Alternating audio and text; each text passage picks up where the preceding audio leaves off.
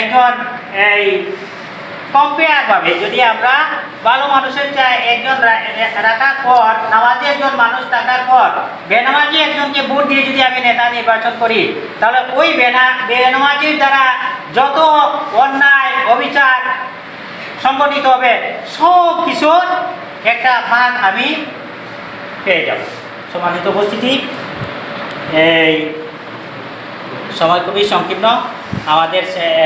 আমরা যেখানে আমার এই ইংরেজি সিনিয়র নার্সার শিক্ষক সাজেদাই বলেছেন যে আমরা জান্নাতের আশায়, আমরা পরিপূর্ণ ইমানদারের আশায় আমরা একে অন্যের আমরা যেভাবে পারি আমরা মানুষকে ইসলামের পথে ডাকা এবং আল্লাহর দ্বীন প্রতিষ্ঠিত করা ফরজ।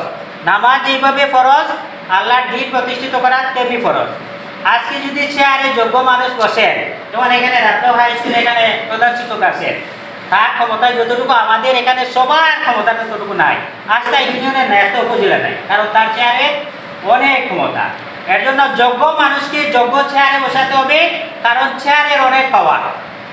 এর জন্য ভাইসব আমি আশা করব যে আমরা আপ্রাণ চেষ্টা করব যে আমরা যাতে সৎ মানুষ আমরা এমপি ইলেকশনে আমরা নির্বাচিত করতে পারি এবং আল্লাহ তাআলা যেন আমাদেরকে সেই তৌফিক দান করেন।